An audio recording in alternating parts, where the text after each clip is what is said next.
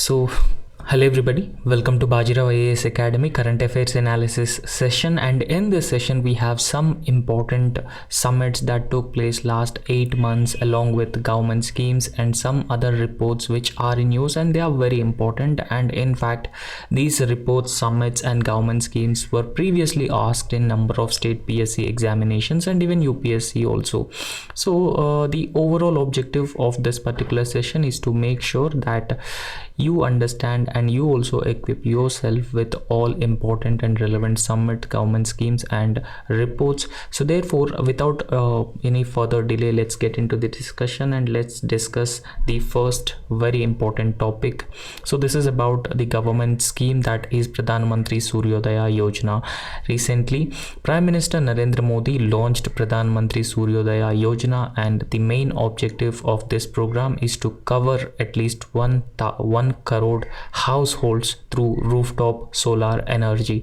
Now, we all knew that solar energy is a renewable form of energy, and in fact the government has been emphasizing on renewable energies to reduce our dependence on fossil fuels, particularly the thermal power plants based energy which is generated from the coal, and in this process it emits or it generates a lot of greenhouse gases, and that further contributes to the global warming and climate change.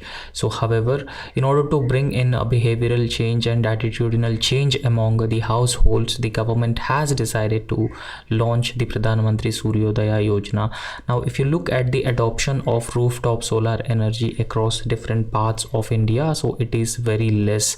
So therefore it is primarily to encourage households to fix rooftop solar energy so that they can generate energy on their own, and it could also result in energy savings or reducing their cost on paying electricity bills. So we'll look into this Pradhan Mantri Suryodaya Yojana, what exactly this program.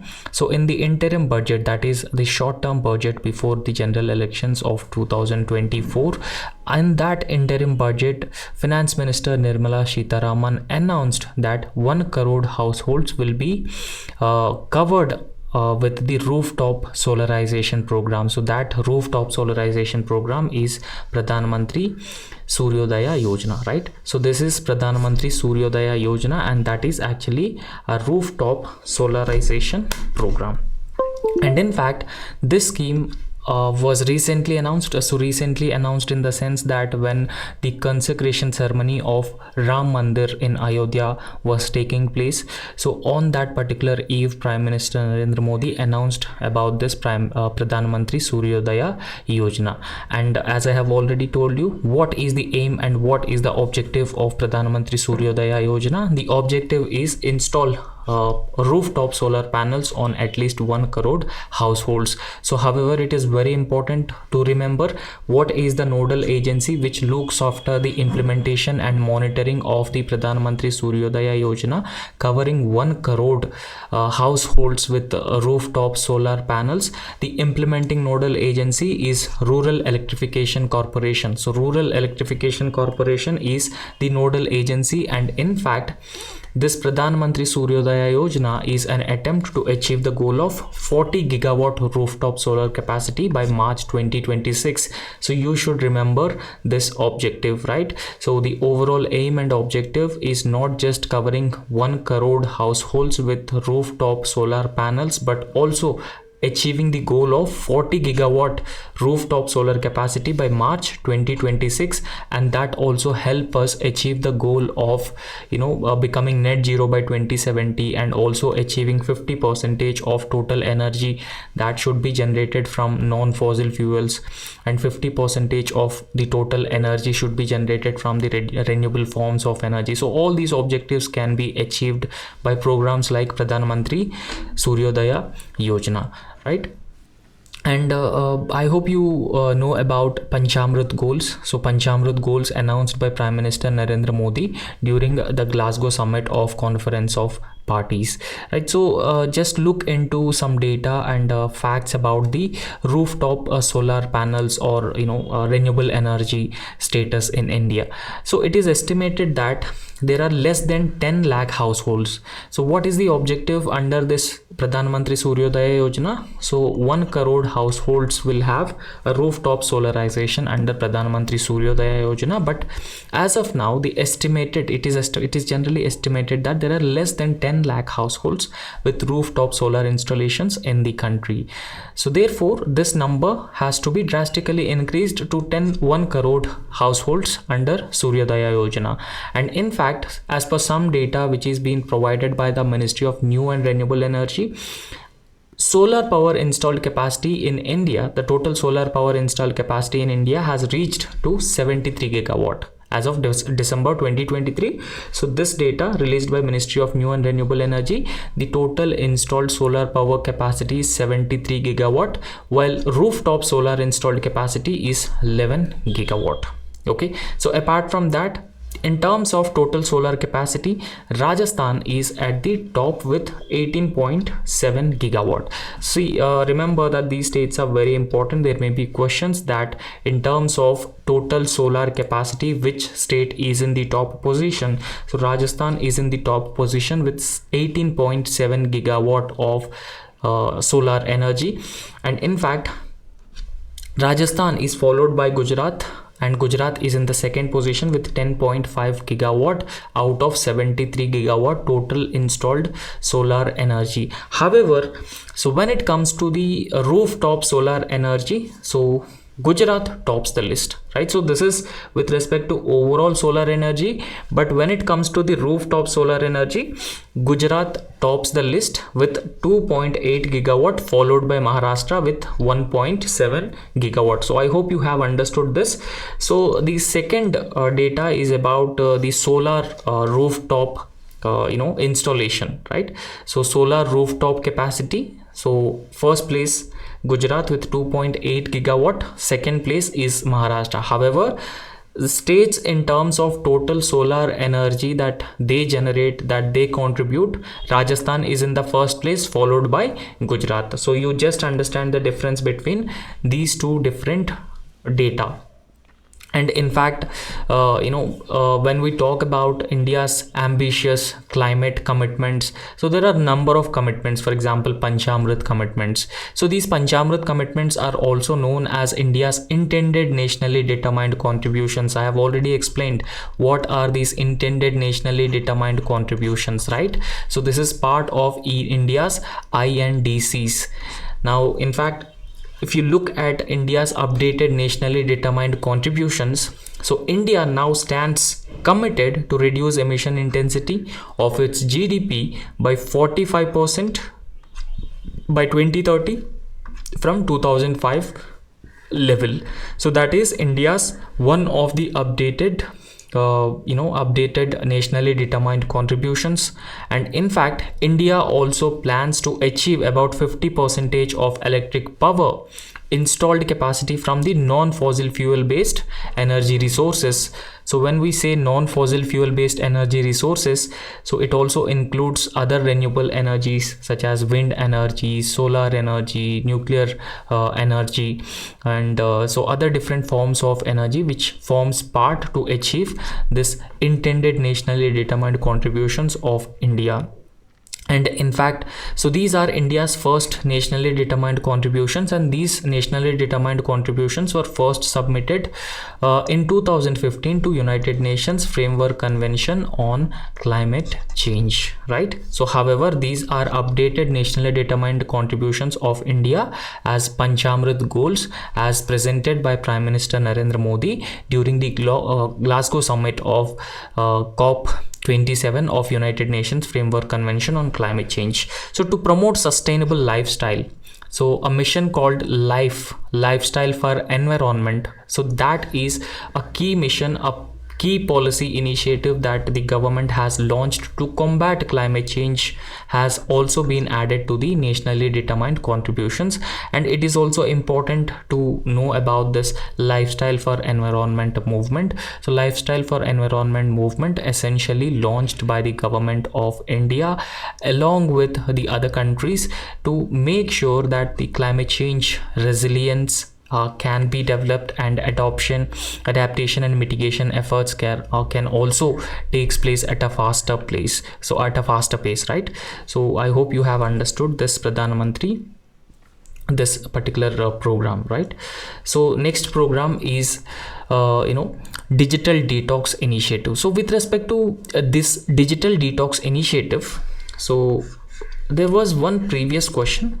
So the question was asked in one of the state public service commission examination. The question, look at this question. So which among the following is the initiative by the government of Karnataka in collaboration with All India Game Developers Forum with a special emphasis on gaming and social media? So that was the question that was already asked in one of the state public service commission examination. So therefore such questions are generally asked and they are being repeated. So therefore it is very important that you need to identify so what type of questions are being asked in your respective examination. So when we talk about this digital detox initiative, so recently Karnataka government revealed its plan to initiate this digital detox campaign. Now what is this digital detox campaign? We will understand about this campaign. So however, the government of Karnataka has launched this digital detox initiative in collaboration or in partnership with All India Game Developers Forum, right? So in collaboration with All India Game Developers Forum, this digital detox initiative has been launched, and this initiative has a special emphasis on gaming and social media. However, what is the digital detox initiative? What are its objectives? Now if you look at the present generation, and even in most of the societies where people are increasingly addicted to the digital devices, social media, and they are addicted to the social media, right? And increasing screen time also, and it has been impacting their learning outcomes, it has been impacting the health of different generations, and it has also resulting in psychological, mental stress, tension, and all those things. So in order to reduce that, this digital detox initiative has been launched by the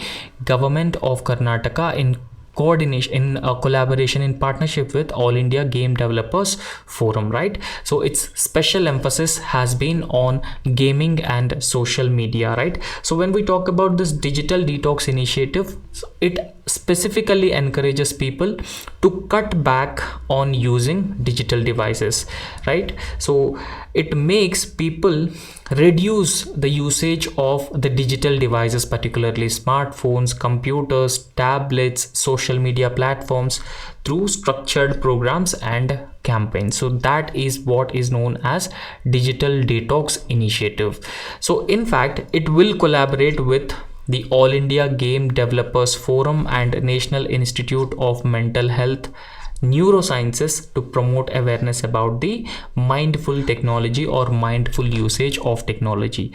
Now it is very simple, right? So try to understand this. So nowadays we all knew that most of the people are increasingly addicted to the digital devices, smartphones, computers, tablets, so all these different form of digital devices. However, the digital detox initiative essentially aim at reducing the screen time, reducing usage, or reducing dependence on these digital devices. Thereby there will be a multiplier effect on the health of the people, and also it further increases the social relations between the people. So that is the overall aim and objective of the digital detox initiative, right?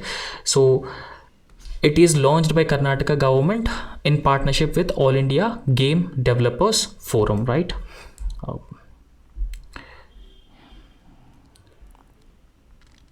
Yeah.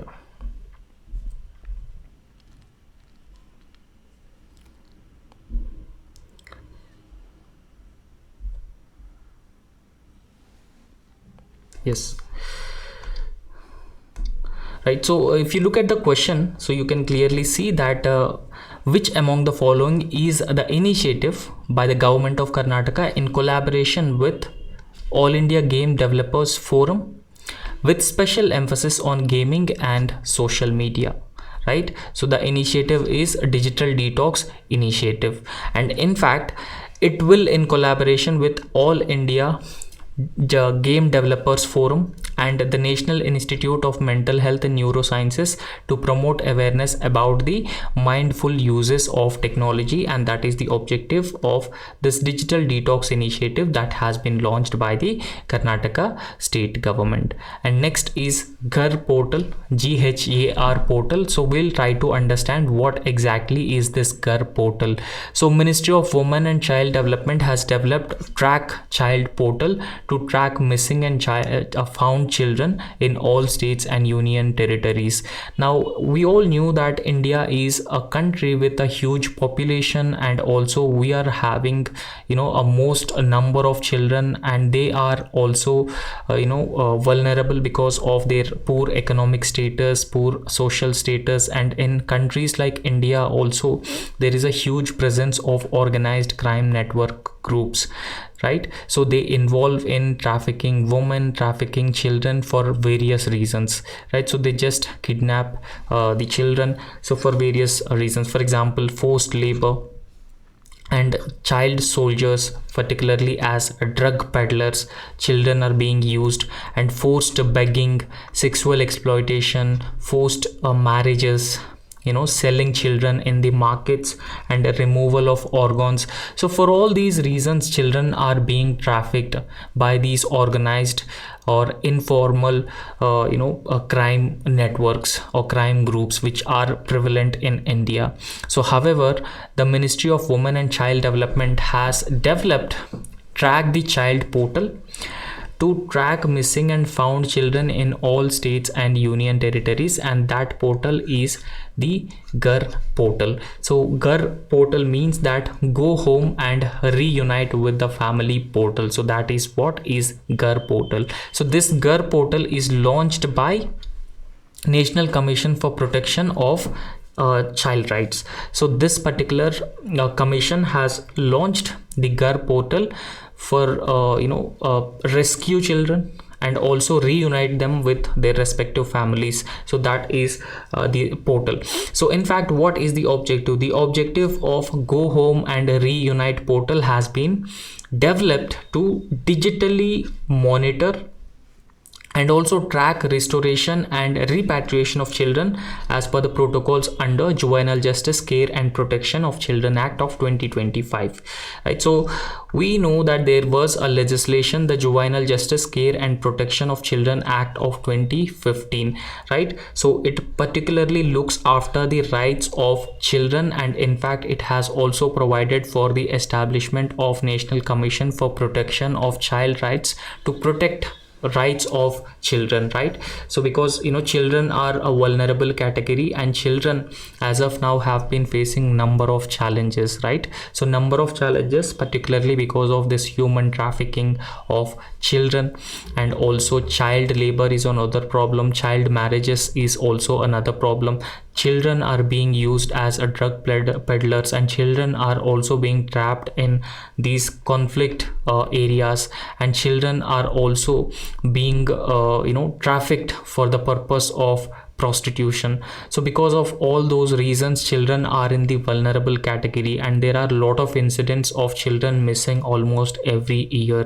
So therefore it is the responsibility of the government, particularly the nodal ministry, the Ministry of Women and Child Development. So therefore, in order to rescue children and also rehabilitate children, and in order to reunite the children who were missing or who were found, so this Track Child portal has been launched or developed by the Ministry of Women and Child Development. However, the Go Home and Reunite portal has been launched by National Commission for Protection of Child Rights, particularly for those children. So however, so you can understand that why child trafficking takes place, while child trafficking is rampant because of all these reasons.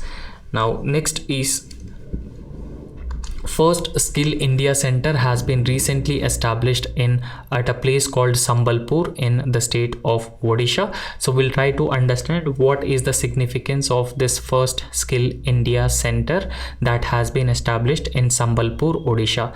So recently, Union Minister of Education and Skill Development and Entrepreneurship, Shri Dharmendra Pradhan, so has recently inaugurated the first Skill India Center of the country in Sambalpur. Remember that this is the first Skill India Center anywhere in India, and that has been established in the state Odisha at a place called Sambalpur. And remember that we have the Skill India program, right? So everyone knows about the Skill India program. So with the objective of skilling India's workforce, because if you look at India's workforce, just 4.95% of the total workforce is formally skilled in comparison to around 40% in China, and even 84% in Japan, and 95% in South Korea. So that means we have a huge demographic dividend, but we also have a higher levels of unemployment, along with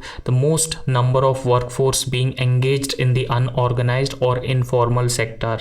So therefore, in order to further encourage entrepreneurship and also create gainful employment opportunities, the government has launched Skill India Mission, right? So the government has created the Skill India Mission for skilling individuals or skilling the workforce, so that they can get gainful employment opportunities, and it would also result in large scale entrepreneurship. Since India's population is adequately skilled, there is a higher probability of attracting more and more foreign direct investments into the Indian economy. So because of that reason, Skill India program has been launched, right? So however, India's first Skill India Center has been established at a place called Sambalpur in the state of Odisha. However, what is the objective? Why this first Skill India Center has been established in Sambalpur? So this center is equipped with best in-class infrastructure and a cutting-edge technologies for the modern facilities. So that means, so this Skill India Center has all the infrastructure that is required, that is necessary, along with cutting-edge technologies and modern facilities as well. And apart from that, the Skill India Center will also play a pivotal role, a very important role, particularly when it comes to designing curriculum along with the industry experts. Now, one problem with India's workforce or India's graduates is that we do not have the industry relevant skills, and that make most of the graduates go unemployed. So when we have the industry relevant skills, that makes India's workforce more and more employed. So when someone become a graduate, he go unemployed because they are lacking the industry relevant skills. However, this Skill India Center will play a very important role in designing the industry relevant curriculum along with the industry experts, and this curriculum will be aligned with the changing industry needs. So when the curriculum is aligned with the industry needs, so there is a high probability that these educated or graduate students would easily get the employment opportunities or gainful employment opportunities, and there is also a high probability of reducing the unemployment rates as well. And this is the first and foremost reason for establishing the Skill India Center. However, the center will actually offer courses in sectors which are in very high demand in India and in other parts of the world as well. So what are the high demand sectors, such as media and entertainment sector, leather sector, tourism, hospitality, IT and electronic systems, banking. So these are high demand sectors, so therefore it would provide skills to the aspiring individuals on these different sectors, right? So that is the objective of the first Skill India Center, which has been established in Sambalpur, Odisha.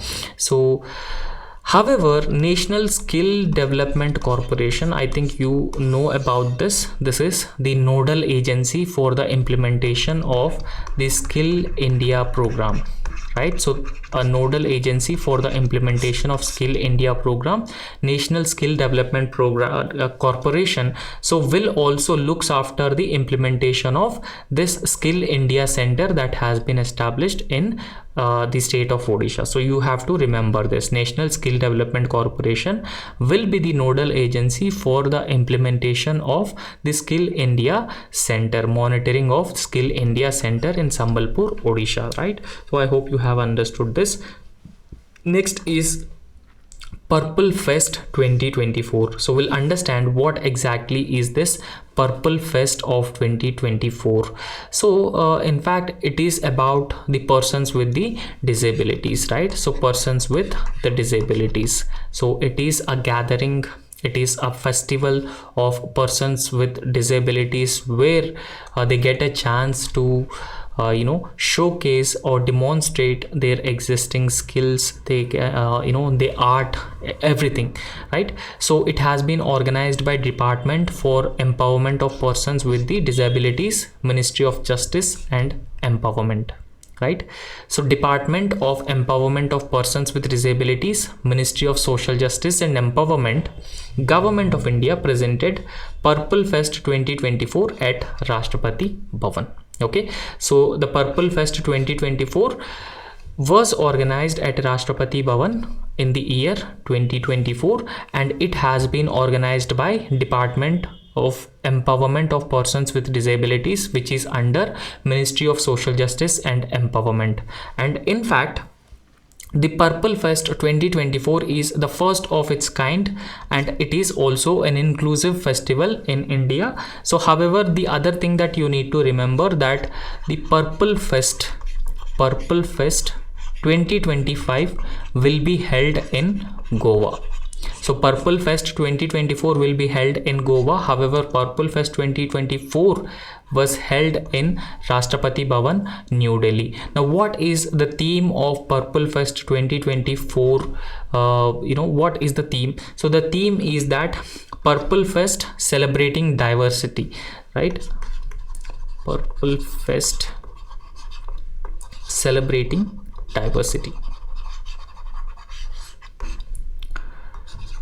So that is the theme of Purple Fest 2024, and it was held on January 6th 2024. This is January 6th 2024 in Amrut Udyan in Rashtrapati Bhavan. Okay, so in fact this Purple Fest 2024 overall aim and objective is to raise awareness about different disabilities and the impact of these disabilities on people's lives. So that is the objective of Purple Fest 2024, and in fact it would also promote understanding, acceptance and also inclusion of persons with the disabilities within the society. So these are the aims and objectives.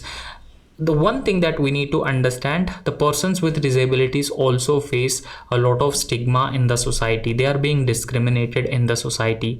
So however, this gives an opportunity for all of them to come together and they showcase their skills. They can showcase whatever capabilities that they have. So this is how it is being organized, right? So this is known as Purple Fest. And next is India's indigenously developed hydrogen fuel cell ferry has been launched by Prime Minister Narendra Modi from Uttar Pradesh, right? Uttar Pradesh, Lucknow.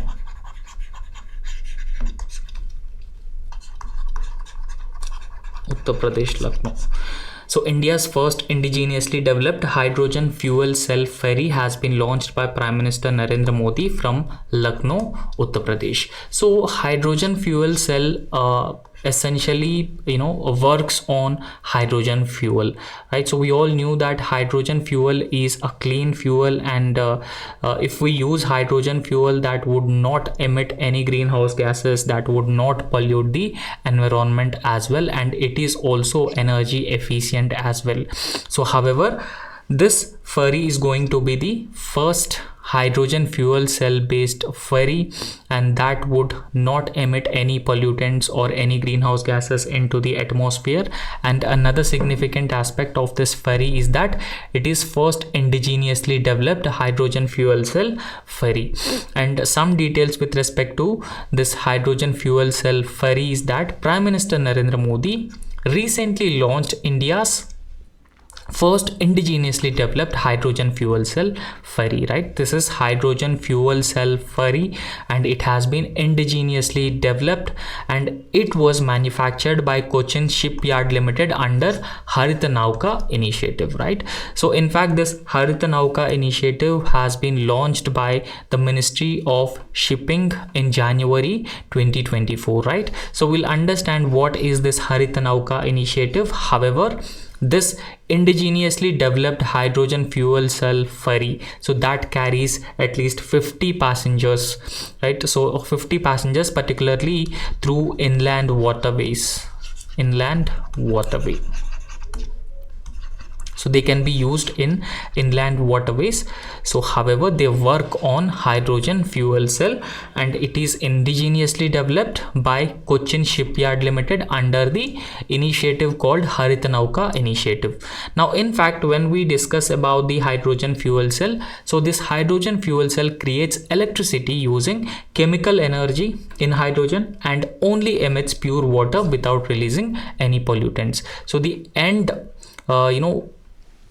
the end product of hydrogen fuel cell based vehicles or hydrogen fuel cell based ferries, the end product is only pure water without releasing any pollutants, any greenhouse gases into the atmosphere. So therefore, because of this reason, hydrogen fuel is completely a green fuel.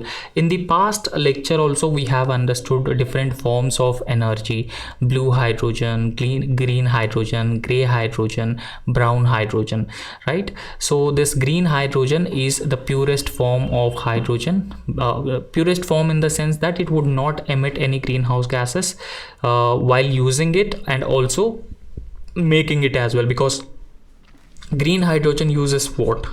Green hydrogen uses renewable energy.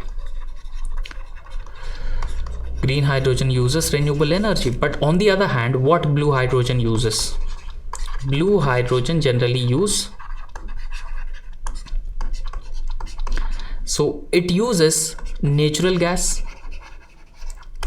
However, the only difference is that it would not emit any greenhouse gases, any pollutants into the atmosphere.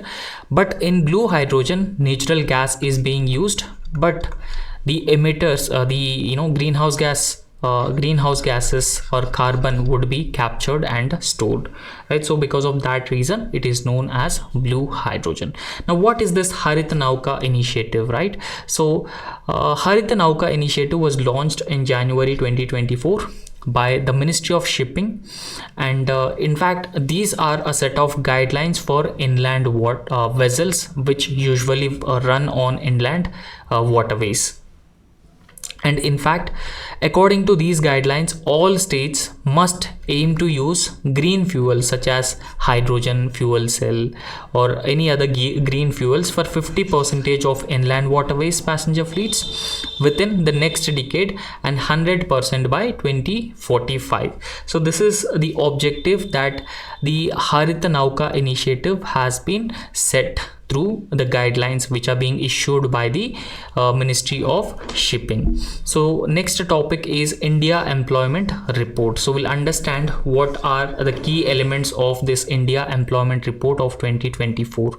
So the India Employment Report of 2024 has been launched by Institute for Human Development and International Labour Organization. So these two organizations have released India Employment Report of 2024. This is very important, that you may get a question that which of the following organizations have launched India Employment Report. So Institute for Human Development and International Labour Organization, and this India Employment Report released by these two organizations has showcased improved employment scenario in India. So they indicating that, so there is a an improvement in the employment scenario in India, right? So all the countries across the world have been facing higher levels of unemployment, but when it comes to India, so India shows the signs of improved economy or improving economy or growing economy, right? Because India is one of the fastest growing major economies in the world,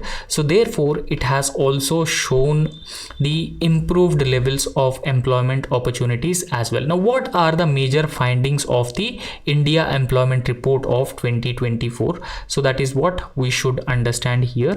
So when we talk about the India employment report of 2024, so it has come up with employment trends across the world, right? So it has given employment trends across the world. Remember, I've already told you that across the global level, because of the recession and the recovery from the COVID-19 pandemic has been taking place at a slower pace. Because of all those reasons, in 2021, global youth unemployment stands at 15.6% of the total workforce, right? So this is as per International Labour Organization's global report trends for the youth 2022, right? So at the global level, unemployment stands at 15.6%. However, in the year 2023, the rate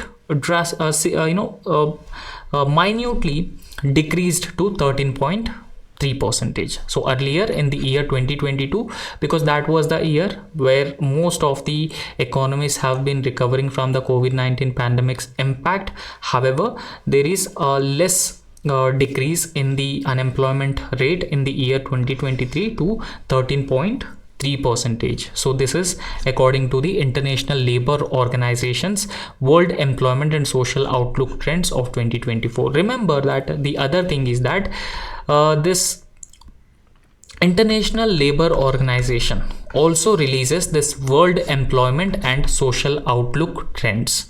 So this report is also released by the International Labour Organization. So therefore you need to remember this. This is very important, right? So apart from that, what is the findings of India employment report 2024 with respect to India's unemployment rates?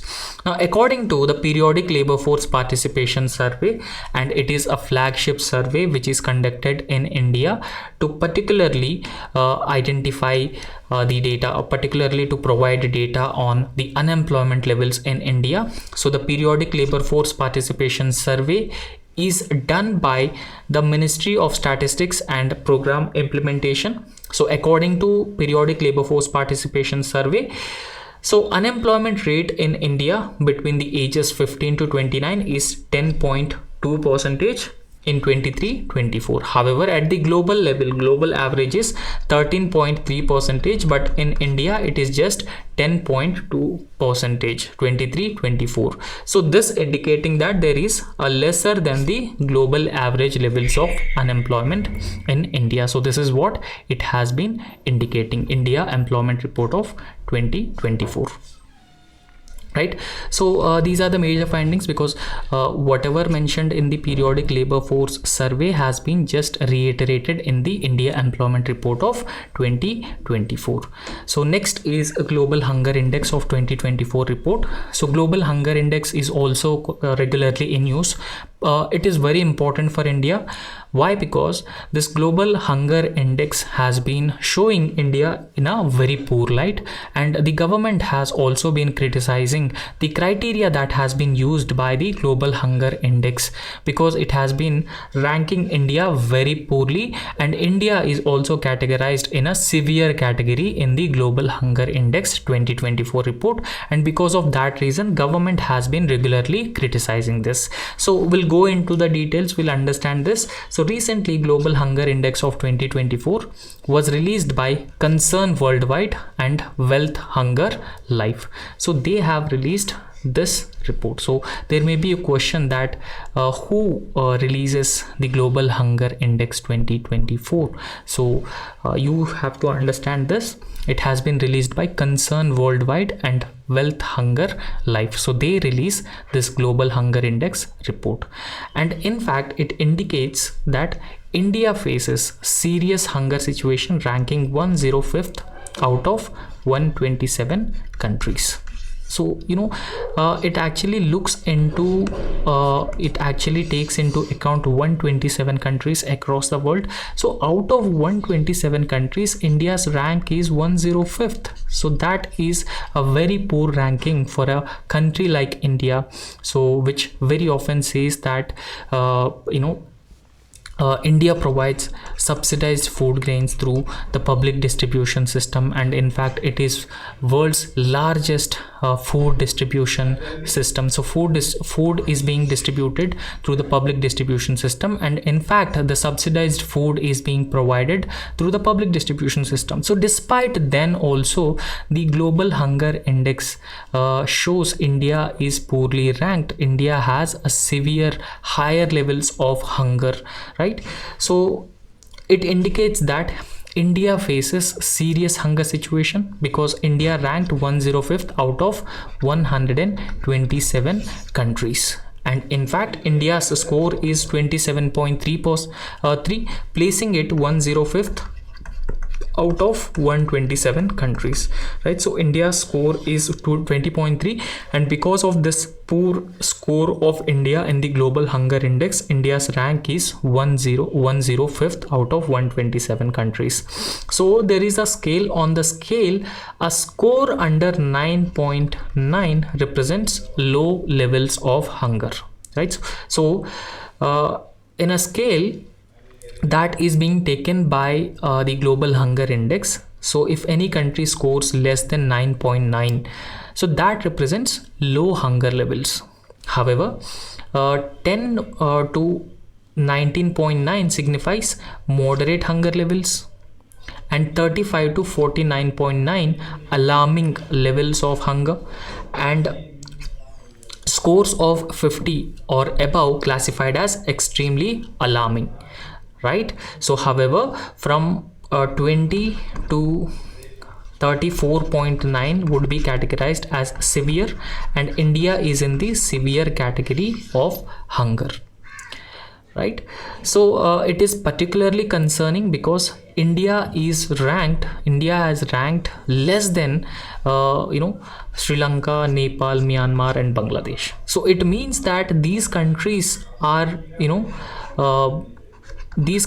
better performing than India. Sri Lanka, Nepal, Myanmar, Bangladesh have been better performing than India when it comes to dealing with the hunger. So despite having world's largest subsidized food distribution system, so we are performing very poorly, and because of that reason very often Indian government has been questioning the criteria that has been used by the Concern Worldwide and Wealth Hunger Life for calculating the global hunger index.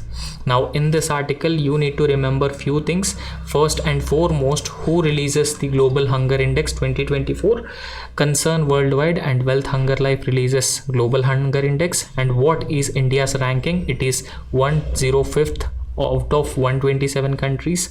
So India scores 27.3, placing it in a category that means a very serious hunger levels that are prevalent in India. So those things you have to remember, and that's enough. So secondly, when we talk about the global hunger index scores, now global hunger index actually comprehensively measures and tracks hunger at the global level, right? So at the global level, what is the level of hunger, and even regional level, national levels, and global hunger index scores are based on values of 4 important components, and it is very important for us to understand what are the components which are being used as a criteria which have been used to measure the hunger levels. So firstly, undernourishment. So undernourishment, so lack of nutritious food or poor intake of nutritious food very often leads to undernourishment. The share of population with insufficient calorific intake, so they are taking the insufficient calorific intake, and that would lead to undernourishment, and so it is very often associated with hidden hunger, right? It is very often associated with hidden hunger. And in fact, next indicator would be child wasting. So what is child wasting? So child wasting means that the share of children under the age of 5 years who have a lesser weight compared to their height. So that also reflects acute undernutrition, right? So this also indicates acute undernutrition. But one thing that you need to remember, what is child wasting? So low weight compared to their height is known as child wasting. And what is child stunting? So child stunting, again, underage 5 years of age and who have a lower weight compared to their age. So compared to their age, so they have low weight, reflecting again chronic undernutrition. And child mortality, again, so children who die before their 5th birthday, partly reflecting the fatal mix of inadequate nutrition and unhealthy environment of children. So these are the 4 component indicators of global hunger index that will be taken into consideration while measuring the global hunger index of any country. So that is how India's global hunger index is being calculated.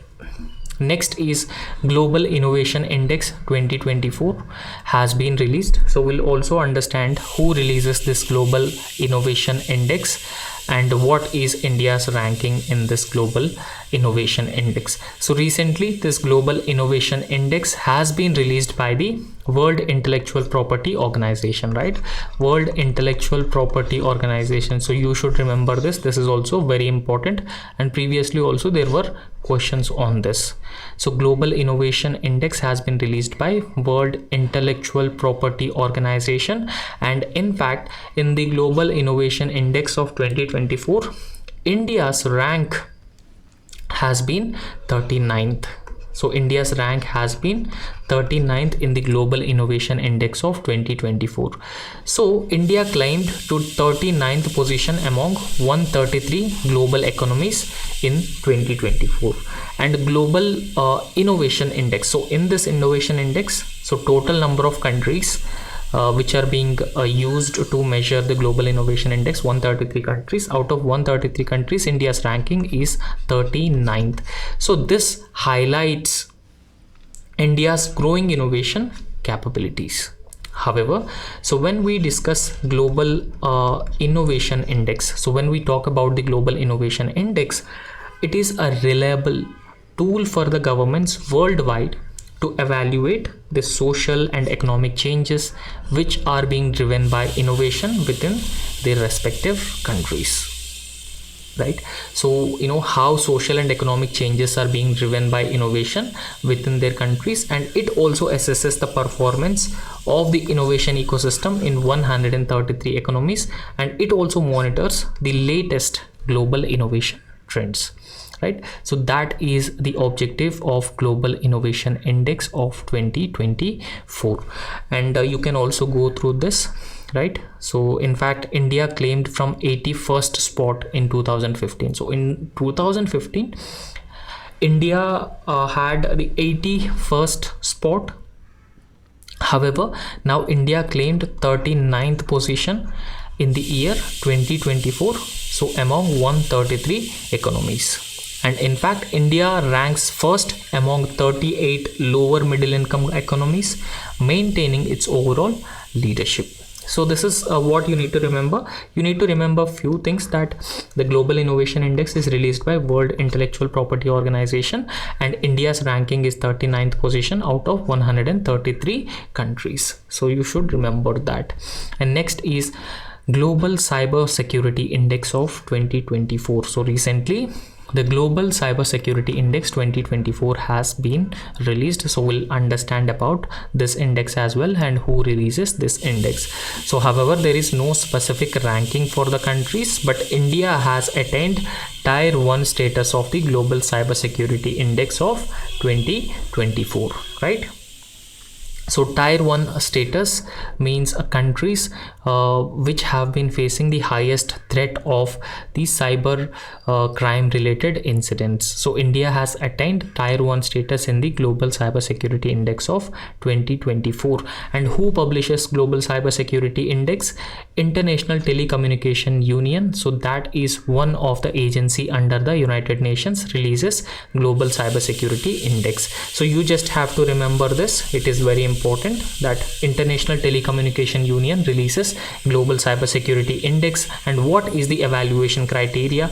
Global Cybersecurity Index 2024 assessed national efforts based on 5 key pillars. So what are those 5 key pillars? The legal, technical, organizational, capacity development, and cooperation. So these are the 5 pillars. So based on that, the national efforts with respect to cybersecurity are being assessed for the calculation of the cybersecurity preparedness of any country under the Global Cybersecurity Index of International Telecommunication Union.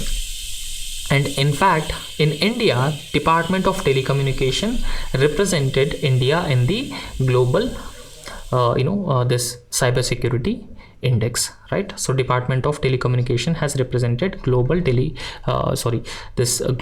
Cybersecurity Index 2024. And in fact, India ranks among role modeling countries in cybersecurity with a good score of 98.49 out of 100. So that essentially means that India has been taking all necessary steps and also putting in place all necessary precautionary measures to deal with the cybercrime related incidents, and also further strengthening India's overall cybersecurity architecture or framework. And because of that reason, India scored very well in this Global Cybersecurity Index of 2024 released by the International Telecommunication Union.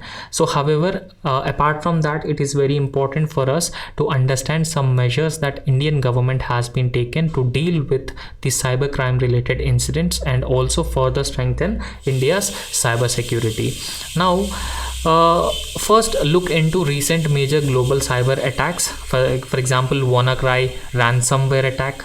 So that demand ransomware, that demand money, and Cambridge Analytica data breach that we have seen 2018, and financial data of 9 million plus card holders including SBI are being leaked in the year 2022. So all these have been indicating the cyber attacks that have been taking place not just in India but in other parts of the world as well.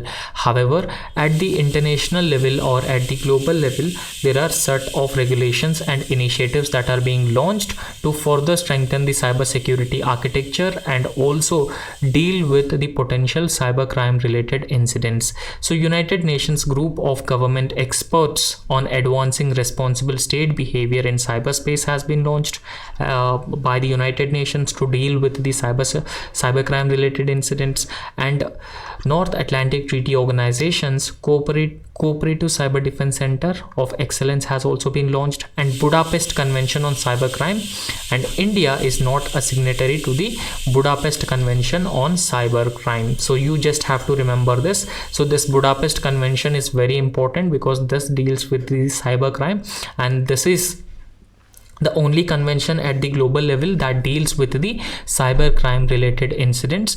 But another significant aspect of it is that India is not a party to the Budapest Convention of Cybercrime. So however, in India itself, there are a number of measures to deal with the cybersecurity related incidents, such as the IT Act of 2000, particularly sections 43, 66, 66B, 66C and 66D deal with the cyber crimes and also further strengthening the cybersecurity architecture in India. And apart from that, a set of policies and strategies are also launched in the year 2013, particularly National Cyber Security Policy 2013, National Cyber Security Strategy 2020, Cyber Surakshit Bharat Initiative, Indian Cybercrime Coordination Center, and also the Computer Emergency Response Team India. So all these measures and initiatives have been launched, and it is very important that you need to remember that what is I4C.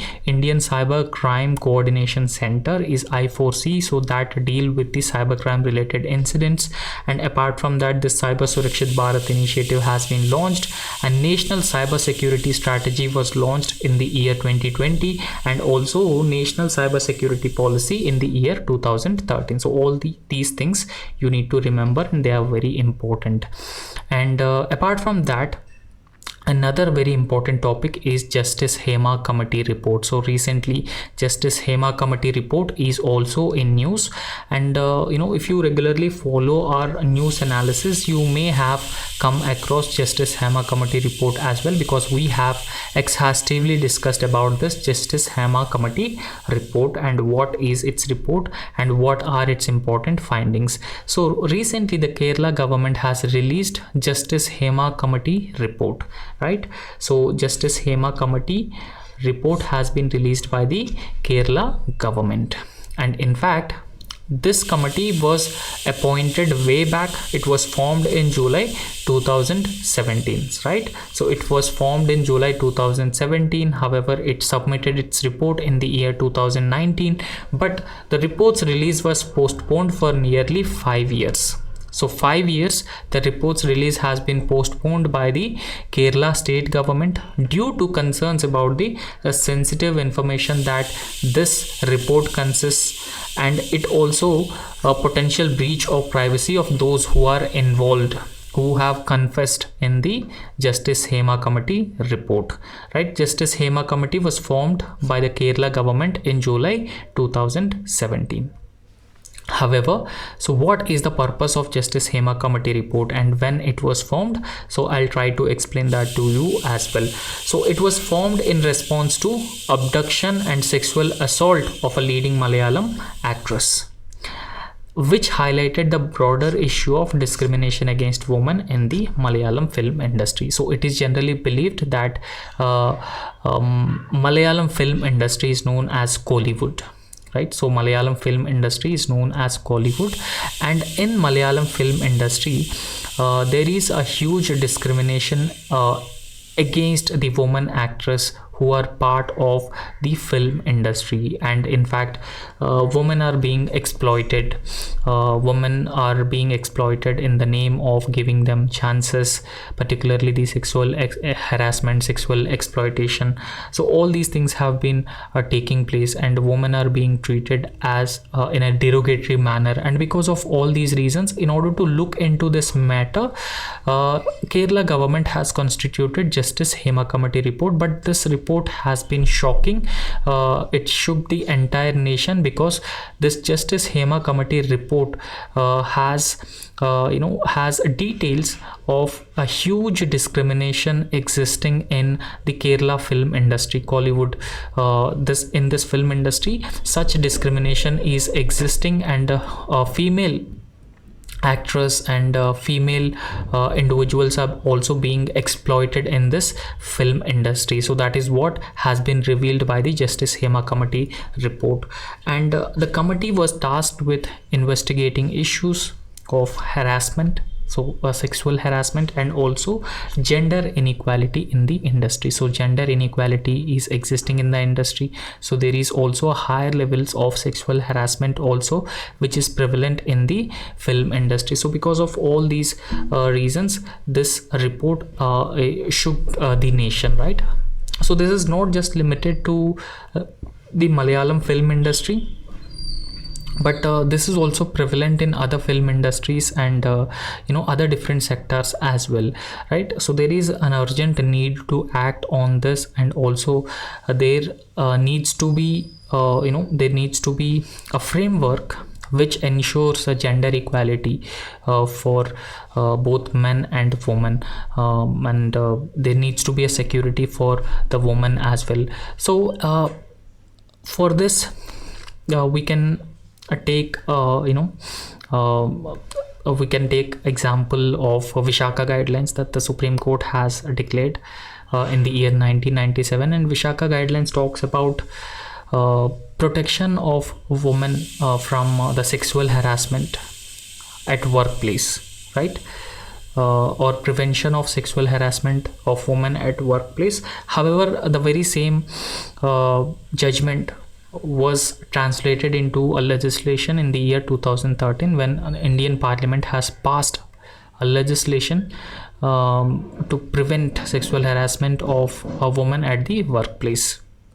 Okay, so those legislative provisions have to be implemented, and women should also be provided with security and legislative measures. Those legislative measures ensure gender equality for the woman, right? So Sustainable Development Goals India Index report, right? So we all knew that there are 17 sustainable development goals, right? 17 sustainable development goals. Okay, so recently Niti Aayog has released its 4th evaluation report. Okay, so 4th evaluation report of India's progress on the 16 sustainable development goals which are adopted in the year 2017. So 2015, right? However, these 17 sustainable development goals, I think Niti Aayog has just released the report on only 16 sustainable development goals, but there are 17 sustainable development goals. However, these 17 sustainable development goals were adopted in the year 2015 by all the members of the United Nations, right? So all members of the United Nations have adopted this 17 sustainable development goals in the year 2015. However, recently, for India to track the progress, to monitor how these sustainable development goals are being implemented, because remember that all 17 sustainable development goals should be achieved by the year 2030. So therefore it is very important that there needs to be a regular, a constant monitoring mechanism and assessment how sustainable development goals are being implemented and what is the progress so far, because they were adopted way back in the year 2015 and sustainable development goals needs to be achieved by 2030. So there are a lot of ambitious goals, such as there should be no poverty in anywhere in the world by 2030, sustainable development goal number 1, and there should be no hunger or zero hunger. And sustainable development goal number 3 talks about good health and well-being, quality education, gender equality. So all these goals are very ambitious, and because of that reason in 2015 countries have adopted these sustainable development goals. However, Niti Aayog has published a report on 16 sustainable development goals, and in fact India's sustainable development score improved to 71 points in 23-24, right, from 66 points in 2022-21, right? So that is a significant increase. We could say that the overall score has been improved 11 percentage points. And what are the key drivers that have made that this score to be improved? The key drivers including progress in poverty reduction is one aspect, economic growth, climate action. Also, all these factors have been contributed to the improvement of the Sustainable Development Goal Index. So apart from that, you need to understand a few things, that SDG India Index report is released by Niti Aayog, and Niti Aayog has released a report on the progress of 16 sustainable development goals. And apart from that, you should also go through all these sustainable development goals, and that is very, very important. There may be a question matching. So sustainable goal number 10 deals with what, and sustainable goal number 12 deals with what. So therefore just pause the video and go through all the sustainable development goals. So next is Global Gender Gap Report 2024, and recently World Economic Forum. So World Economic Forum releases Global Gender Gap Report. World Economic Forum has released a Global Gender Gap Report 2024, highlighting persistent gender inequality across various sectors worldwide. So that has been indicating that across the world, across different parts of the world, there is a higher levels of gender inequality. Now, one thing that you need to understand, who releases Global Gender Gap Report 2024?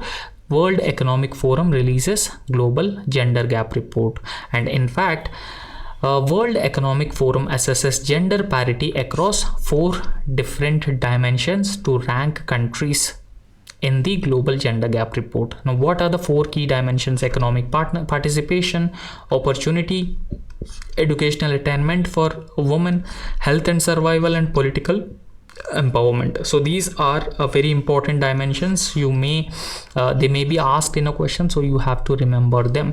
And in fact, Iceland, that is one of the Nordic country in Europe, Northern Europe, maintained its position as the most gender equal country, right? So Iceland is the most gender equal country for the 14th consecutive time. So from last 14 times, so Iceland is placed in the first position as most gender equal country, so with a gender gap score of 91.2%. So it has a gender gap score of 91.2%. So followed by Iceland, Norway, Finland, Sweden, they also rank very high, and they are also consistently placing in the top 5.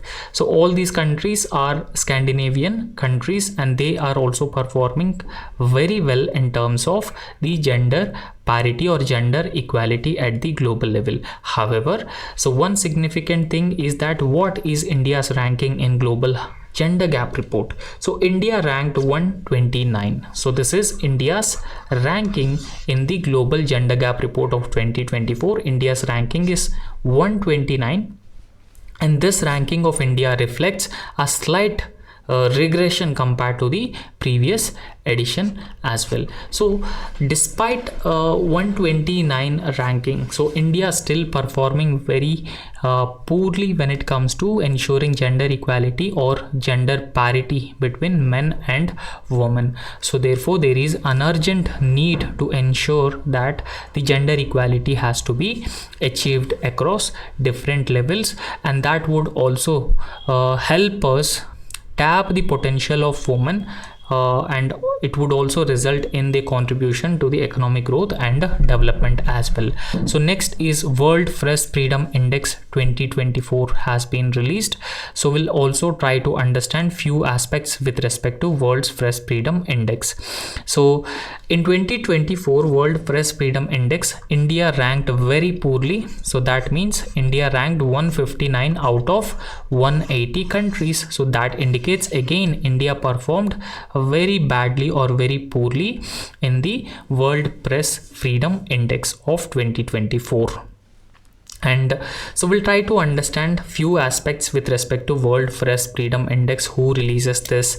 What is its objective? So a World Press Freedom Index is an annual ranking of countries compiled and published by Reporters Without Borders. So remember that this was asked previously by UPSC. So World Press Freedom Index is compiled and published by Reporters Without Borders, right? So that is a non-governmental organization, I would say, that is an association of journalists.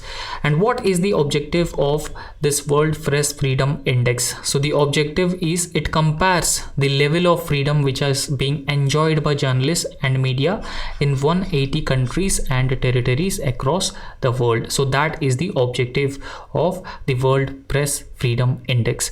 Now India's Press Freedom Index ranking. So what is India's ranking? So we have just understood that India ranked 159 out of 180 countries in 2024 Press Freedom Index, and in fact India's ranking in 2023 was 161. So now 2 spots have increased for India, right? So 2 spots better performed India this year. So this ranking places India alongside nations like occupied Palestinian territories, UAE, Turkey, and Russia, indicating a poor press freedom in India. So India very often, India is known as a democracy, world's largest democracy. So world's largest democracy, a functional democracy, a living constitution which provides for an elaborate fundamental rights, and Article 19 talks about freedom of speech and expression, and media gets its powers from Article 19 of the Indian Constitution. And in fact, media is also known as fourth pillar of Indian democracy. So in this context, it is very, very important that India's poor ranking shows that still media has not been enjoying enough freedom to report without any fear, right? So this is very poor ranking for India. However, again, Scandinavian countries like Norway, Denmark and Sweden, so they are the top ranking countries again, right? So we have understood when it comes to the gender inequality index, and also a global gender gap report and number of other indexes, those countries have been performing very, very well compared to India, right? Scandinavian countries, Norway, Denmark, Sweden, top ranking, they are in the top ranking with the highest press freedom. However, Eritrea, Syria, Afghanistan, so they are ranked very low, right? So these countries, Eritrea, Syria and Afghanistan, rank the lowest in World Press Freedom Index, right? So Scandinavian countries again performing very well in the World Press Freedom Index of 2024, but India's rank is very poor, just 159 out of 180 countries. So next, again, corruption index or corruption perception index, so that is being released by the Transparency International. So India ranks 93 out of 180 countries in the corruption perception index released by the Transparency International. So you should also remember this as well, because this is also important. So let's get into this. So according to the latest report which has been released by Transparency International, India secured 93rd spot. So right, so India secured 93rd position out of 180 countries on the corruption perception index 2023. So in the corruption perception index 2023, which is being released by whom? It is released by Transparency International.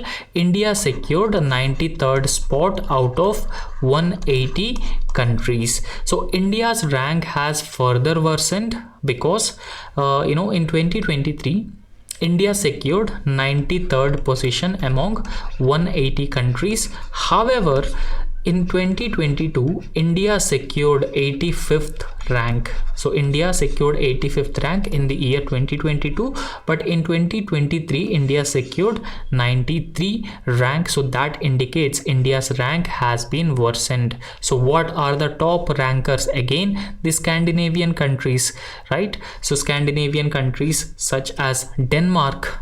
Denmark is at the first place, followed by Finland, New Zealand and Norway.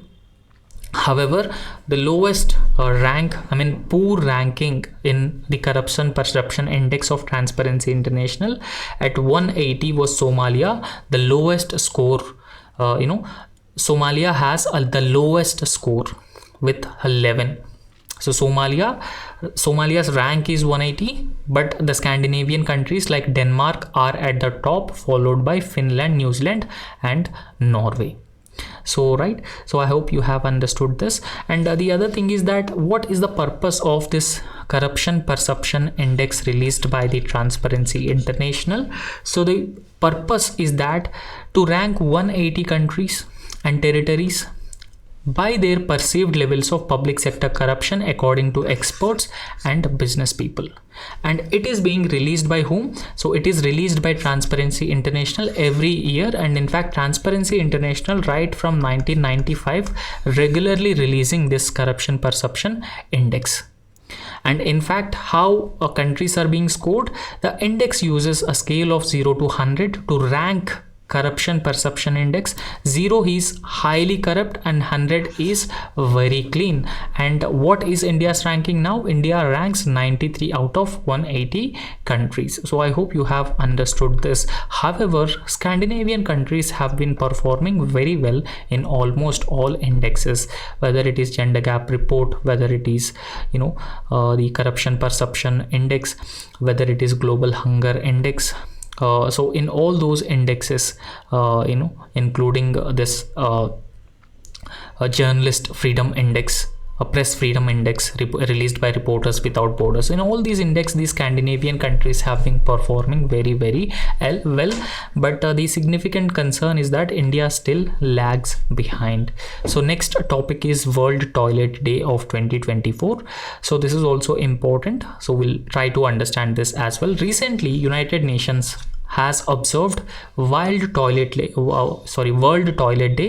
to raise awareness about the importance of safe sanitation, right? So World Toilet Day is celebrated on 19th November, right? So it is being celebrated on 19th November. So UN observed World Toilet Day to raise awareness about the importance of safe sanitation. So World Toilet Day was established in the year 2001. So you need to remember this. It was established in 2001 and it was recognized by the United Nations in the year 2013.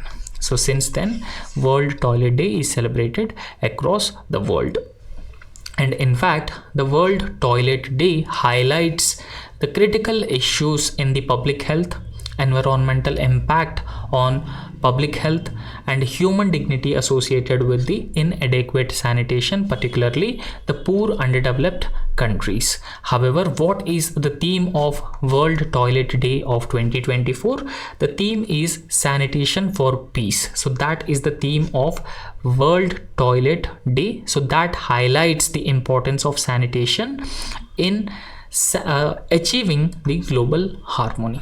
Right, so you should also remember the theme of World Toilet Day 2024. So that is sanitation for peace.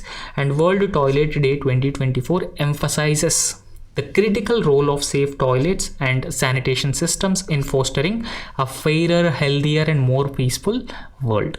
Right, so that is the World Toilet Day 2024 that is celebrated on 19th November. Next. So what is a Five Eyes Intelligence Alliance? Now this Five Eyes Intelligence Alliance is recently in news. It is recently in news in context of India because recently Canada has made allegations against India. So there was a diplomatic tit for tat between India and Canada because Canada has been supporting the Khalistani extremist elements. Canada has been extending the unwavering support to these extremist elements, and Khalistani separatist elements have been threatening India and Indian people and Indian government. So however, recently one such Khalistani extremist, Hardeep Singh Nijjar, was killed by some unknown individuals in Canada. So after the death of Hardeep Singh Nijjar, Canadian government has made some allegations on India that Indian agencies were involved in the killing of this Canadian citizen, a Khalistani extremist, Hardeep Singh Nijjar. So therefore, since Canada is also part of the Five Eyes Intelligence Alliance, now the Five Eyes Intelligence Alliance countries have criticized India without actually verifying the facts about this incident. Right. So, however, India has been strongly denying the involvement of the Khalistani extremist Hardeep Singh Nijjar. Okay, so India has also been asking Canada to provide some credible evidence which shows there is an Indian involvement in the killing of this Khalistani extremist. Now in this context, a Five Eyes Intelligence Alliance is in use because Canada has been approaching all these 5 different countries for the intelligence that Indian agencies are involved in this killing. Right, so because of that reason it is in use. And Five Eyes Alliance is a multilateral intelligence sharing network of 5 different countries: Australia, New Zealand, United Kingdom, Canada and USA.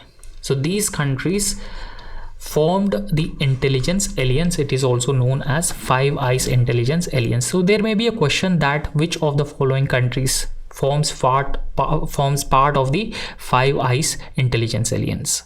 So you should remember this: Australia, Canada, New Zealand, UK and US forms part of the Five Eyes Intelligence Alliance. So this alliance is both for surveillance based and it also track signal intelligences as well. So it gathers intelligence for the collective security. It maintains surveillance. So what is the origin of this Five Eyes Alliance? In the year 1943, way before India's independence, way before United Nations was established, Britain and USA agreement laid the foundations for the UK-USA agreement. Okay, so UK-USA agreement, this was signed in the year 1946.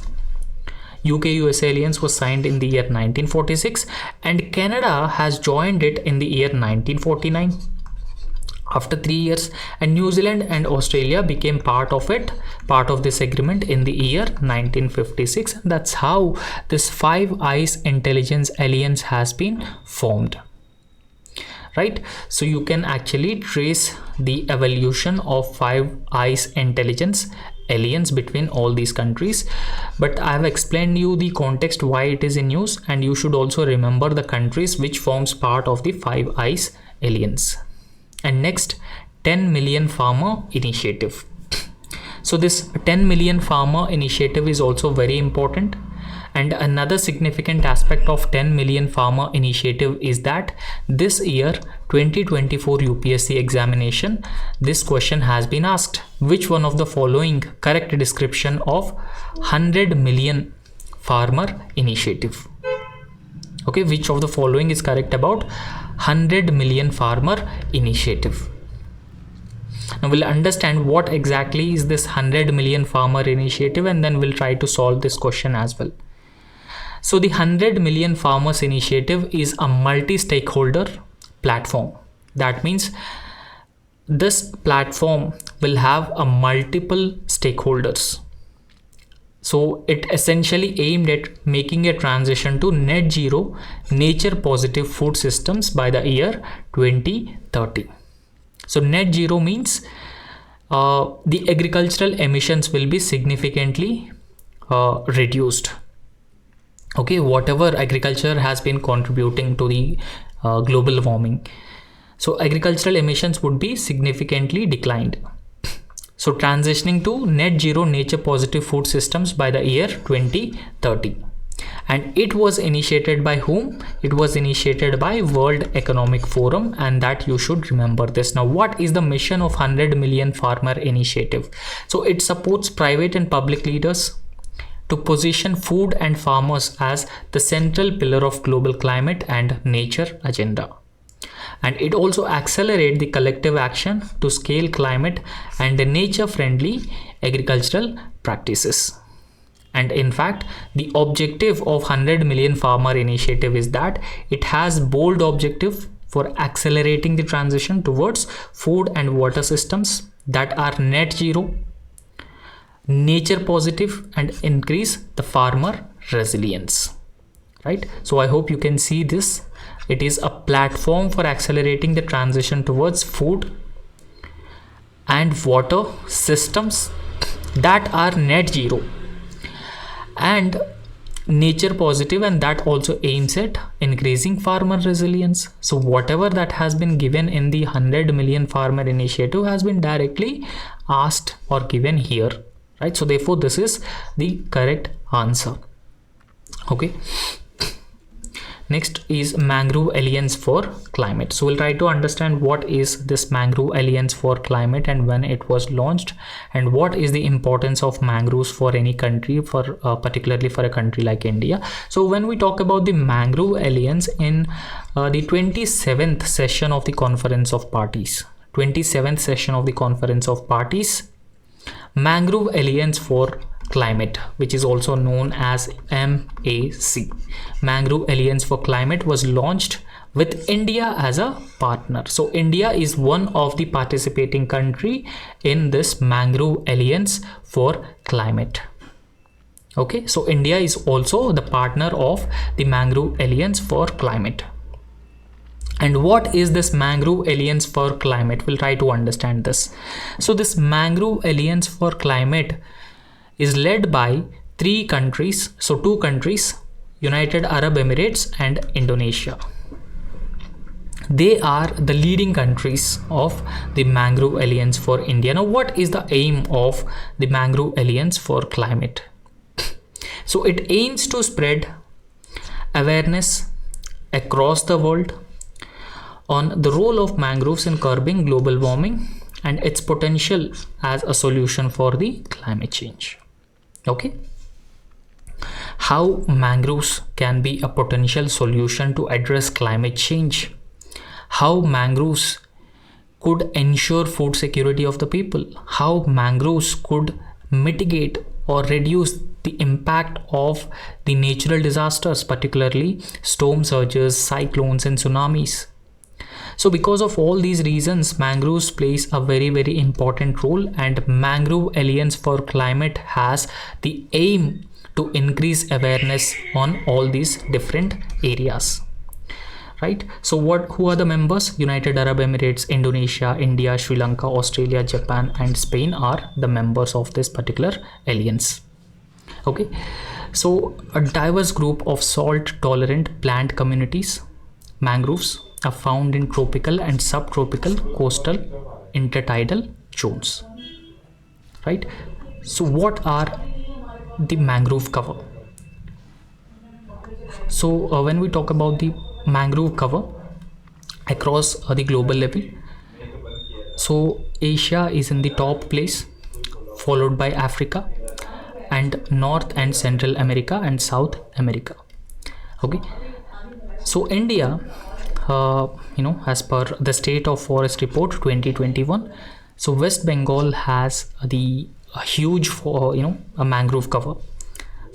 So West Bengal is in the West Bengal is a state with a huge forest cover, followed by Gujarat, Andaman and Nicobar Islands, Andhra Pradesh and Maharashtra. So this is how the mangrove forest cover is located in different parts of India. So please understand one thing, that West Bengal has the huge forest cover. Okay, so it has the huge, most of the forest cover in India, followed by Gujarat and then Andaman and Nicobar Islands, and followed by Andhra Pradesh and Maharashtra. So this is very important. There may be a question about the density of mangrove forest in India, from highest density to lowest density. So therefore this is very important, you should remember this. And apart from that, if you look at a number of other continents, Asia has the largest share of mangrove forest, followed by Africa, North and Central America and then South America. And in fact, in India, Sundarbans, a world's largest single patch of mangrove forest.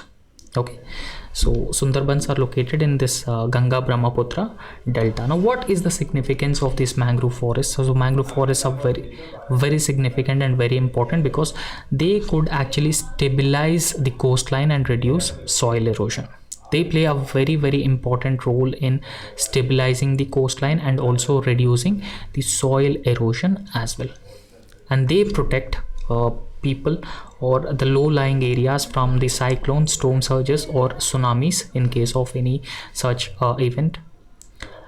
And they could also improve water quality by absorbing nutrients, and it is also work as important carbon sink. Now what are the threats? So when we talk about the threats, commercialization of coastal areas, Emergence of shrimp farms is another threat, and temperature fluctuations, right? So mangroves are very sensitive. So because of rising global temperatures, generally what happens, these temperature fluctuations makes the mangroves they may not be able to survive.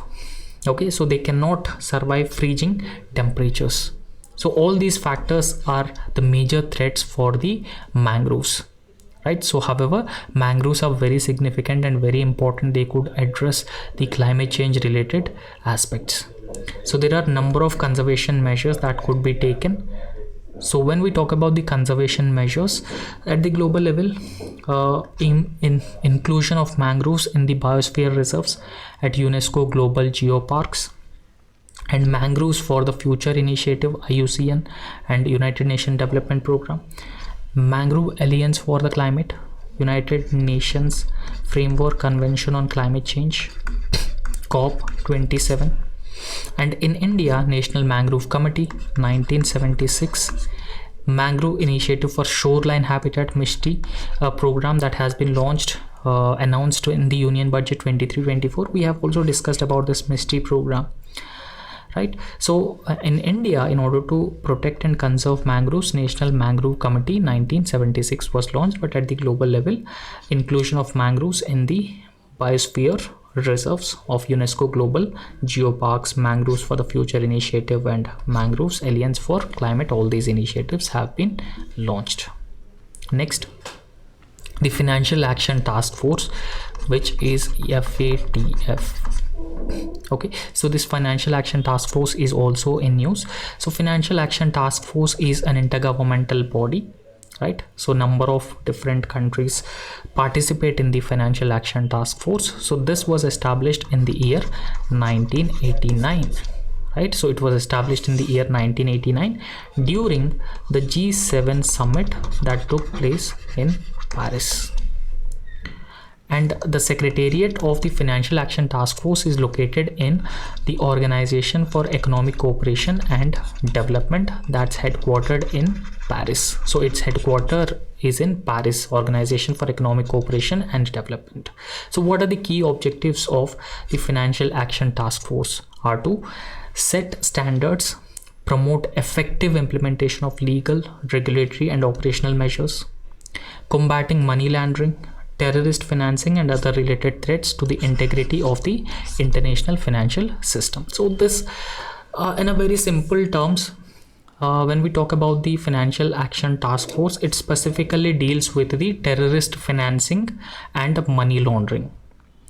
Now in case any country which has been supporting the terrorist financing, money laundering, then the Financial Action Task Force would include those countries in the blacklist and grey list, imposing some financial restrictions, some sort of a financial sanctions when any country is part of the grey list or blacklist. If those countries are supporting terrorist financing and they are also supporting money laundering, because they could threaten the global peace and security, and they could also emerge a major risk factor for the international economic system as well, right? So therefore the objectives of the Financial Action Task Force, it sets standards and promote effective implementation of legal, regulatory and operational measures.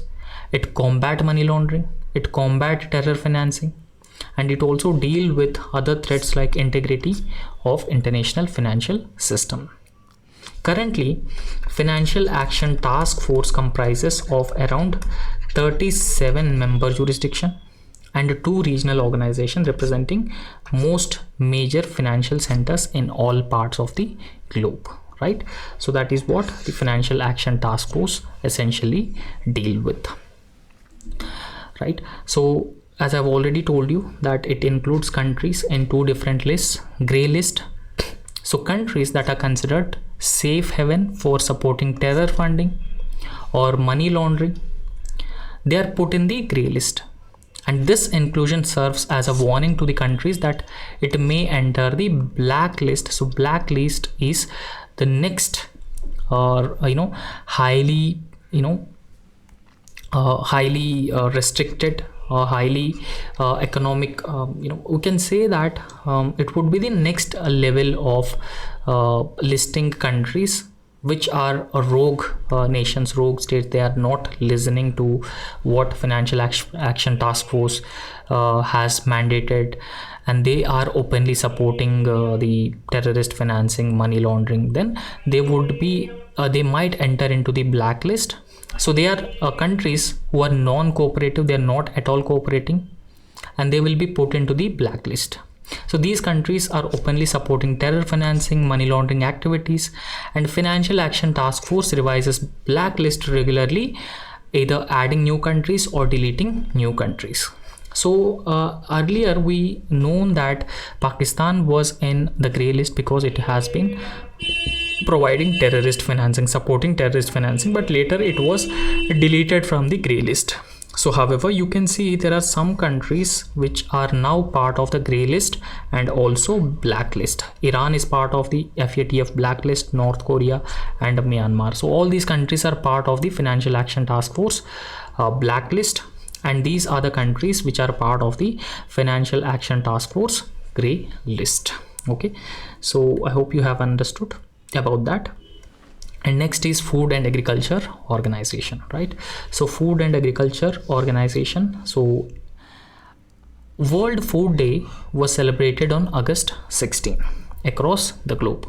Okay, so it was celebrated on August 16 across the globe to honor the establishment of the Food and Agriculture Organization, which is otherwise known as FAO.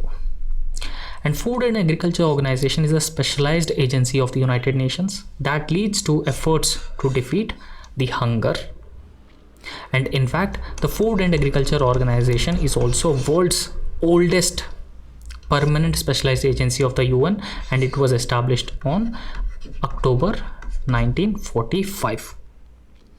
What is the mandate of the Food and Agriculture Organization? To improve nutrition, increase agricultural productivity, and also improve the standard of living of people who are living in the rural areas and contribute to global economic growth are some of the objectives of Food and Agriculture Organization.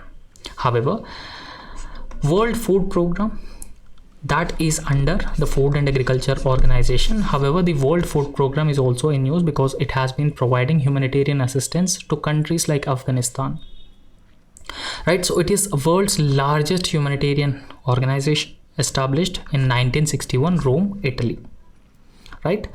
So it was established in 1961 and its headquartered is in Rome, Italy. It operates globally within UN, supplying food, cash, medical aid, and it is also part of UN Sustainable Development Group, focusing on sustainable development goal number 2.